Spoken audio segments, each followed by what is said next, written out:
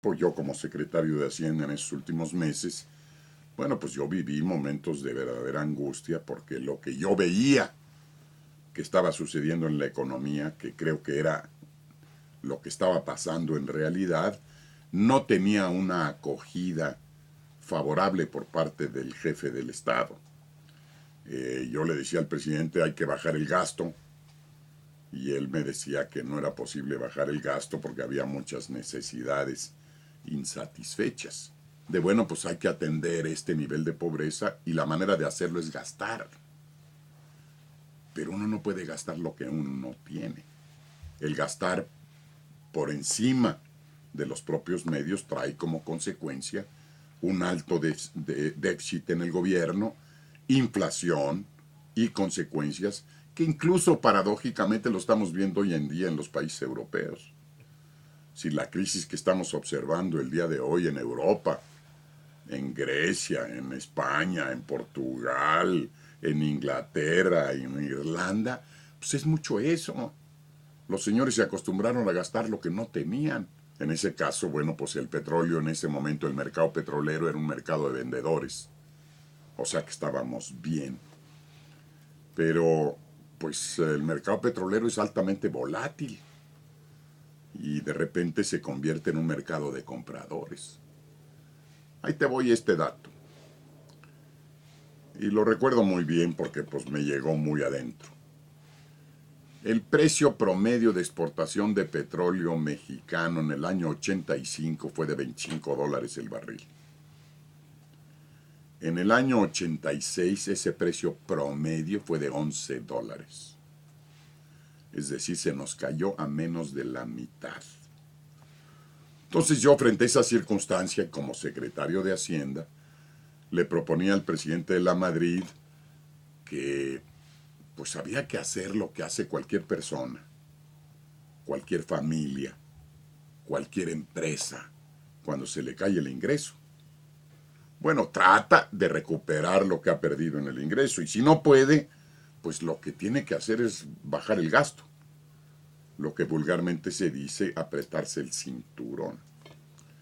Bueno, pues eso fuera mi postura en el año 86, el presidente de la Madrid no está de acuerdo con ello y yo me veo obligado a renunciar en el mes de junio de 86. El presidente ya estaba cansado conmigo porque habíamos tenido ya varios eventos en los que habíamos chocado, en donde yo no y había expresado públicamente que yo no estaba de acuerdo con la política del presidente.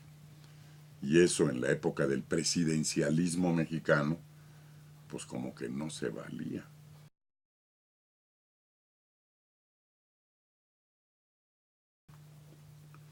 El año pasado, en el año 2009, la economía mexicana cayó 6,5%. Fuimos el país con el peor desempeño en América Latina y uno de los de peor desempeño en todo el mundo. Eh, Hoy en el 2010 las cosas van un poquito mejor. La economía está creciendo relativamente bien. Si la economía americana va mal, nosotros vamos mal o peor.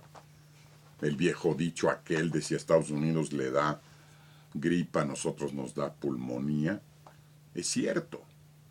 El año pasado la economía de los Estados Unidos cayó 2,5%. Nosotros caímos 6,5%. Más del 80% de nuestras exportaciones van a los Estados Unidos. Más del 80% del turismo viene de los Estados Unidos. Más del 80% de la inversión extranjera directa viene de los Estados Unidos. De tal manera que hemos cometido el error, a mi juicio, explicable tal vez por la vecindad geográfica, de poner demasiados huevos en una sola canasta. Y eso, según el viejo dicho mexicano, no es algo que convenga. No veo una economía mexicana dinámica, nos hemos atrasado, nos han relegado, vamos para atrás en muchos de los indicadores fundamentales, en competitividad, en calidad de la educación. hemos ido para atrás en los últimos años. México era un actor importante en el concierto de las naciones. Hoy lo hemos dejado de ser. México ha perdido estatura internacional. Entonces yo no me siento muy optimista. He sido un optimista empedernido toda mi vida, pero hoy en día, francamente, no lo soy. Bueno, la crisis del año pasado sí fue más seria. La caída del 6,5% de la economía en el año de 2009 ha sido la más grave que ha tenido nuestra economía desde el año de 32. Pero, como decíamos hace unos momentos, la duración de esa crisis fue mínima. La inversión pública es un detonador de la inversión privada. Pero estamos siguiendo una política económica dogmática en que al gobierno actual y a los anteriores lo que les importa es mantener la estabilidad. No les importa el fomento al crecimiento. No les importa la generación de empleo. Entonces yo veo para los próximos años un crecimiento de México demasiado modesto. Yo no veo que nuestra economía pueda crecer más entre el 3,5 y el 4,5. Si bien nos va. Y no hay que olvidar que dada nuestra situación demográfica, México necesita crecer al 5% para absorber el aumento de la fuerza de trabajo. Si no crecemos al 5% y crecemos a menos, lo que vamos a provocar es desempleo.